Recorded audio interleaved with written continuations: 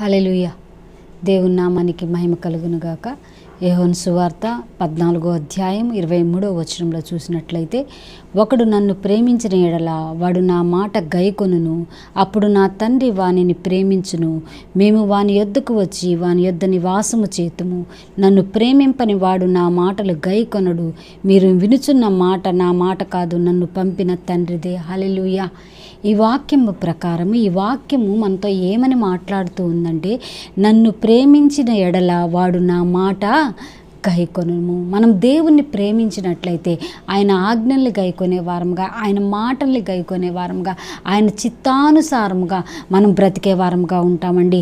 అప్పుడు ఆయన చిత్తానుసారంగా మనం బ్రతికే వారముగా, ఆయన్ని మనం ప్రేమించే వారముగా ఉన్నప్పుడు అప్పుడు ఏం చేశాడంటే దేవుడు వచ్చి అప్పుడు ఆయన నా తండ్రి వాణిని ప్రేమించును. ఫస్ట్ ఆఫ్ ఆల్ దేవుని వాక్యాన్ని మనం ప్రేమిస్తే, దేవుని మనం ప్రేమిస్తే, ఆయన పరిశుద్ధుడు కనుక మనము పరిశుద్ధులుగా ఉన్నట్లయితే, ఆయన విధేయత కలిగిన వ్యక్తిగా ఉన్నాడు కాబట్టి మనము విధేయత కలిగి, ఆయన ప్రేమ కలిగిన వాడిగా యేసయ్య ఉన్నాడు. మనము ప్రేమ కలిగిన వారంగా, తగ్గింపు కలిగిన వారముగా, వినయ మనసులుగా ఉన్నప్పుడు మనకు వచ్చే లాభం ఏంటో తెలుసా? ఆయన తండ్రి అయిన దేవుడు కూడా మనలో వచ్చి నివసిస్తాడండి. అప్పుడు నా తండ్రి వారిని ప్రేమిస్తాడు. ఫస్ట్ ఆఫ్ ఆల్ తండ్రి కూడా మనల్ని ప్రేమిస్తాడు. అయితే ముందుగా మనము దేవుని ఆజ్ఞను గైకొనే వారంగా ఉండాలి. దేవుని ఆజ్ఞ ఏంటంటే బైబిల్ మొత్తం చెప్తుంది ప్రేమించటమేనండి. నిన్ను వలె నీ పొరుగు వారిని ప్రేమించటం. నిన్ను నువ్వు ఎలా ప్రేమించుకుంటావో, నిన్ను నువ్వు ఎలా గౌరవించుకుంటావో, నిన్ను నువ్వు ఎలా సంరక్షించుకుంటావో, నీ శరీరానికి కానీ నువ్వు ఎలా ఎంత చక్కగా చూసుకుంటావో అలాగే నీ పొరుగు వారిని కూడా నువ్వు ప్రేమించగలిగితే, పొరుగువారు అనగానే మనకు గుర్తొచ్చే మాట మన ఎదురిల్లో పక్కిళ్ళు అనుకుంటారు, మన ఇంట్లో వాళ్ళు కాదు. మనకు గుర్తురారండి. మన సహోదరులు మనకు గుర్తురారు, మన భార్య మనకు గుర్తురాదు, మన భర్త మనకు గుర్తురాడు.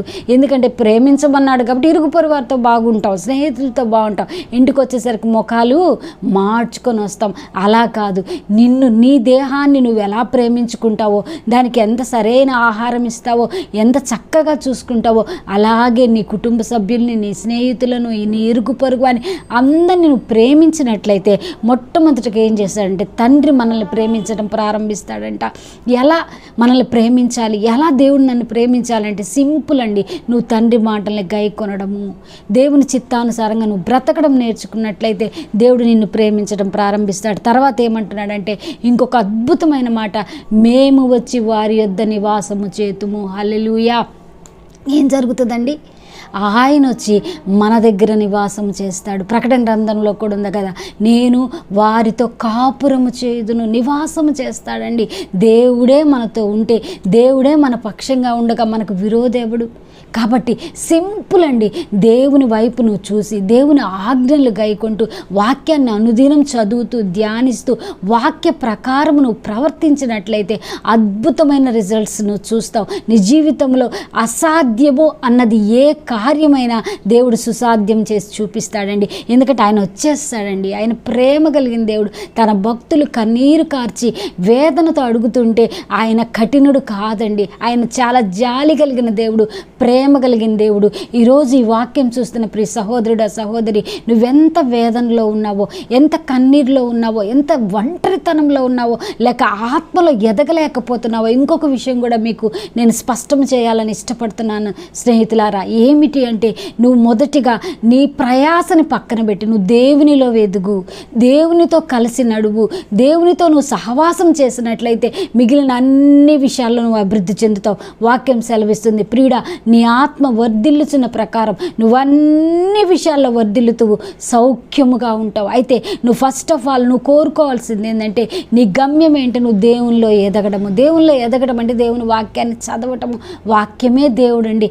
ఆ వాక్యాన్ని నువ్వు చదివినట్లయితే దేవుడు అద్భుత రీతిగా నీ జీవితంలో నువ్వు అడిగిన వాటికంటే, ఊహించిన వాటికంటే అత్యధికమైన మేలులతో నేను నింపుతాడు.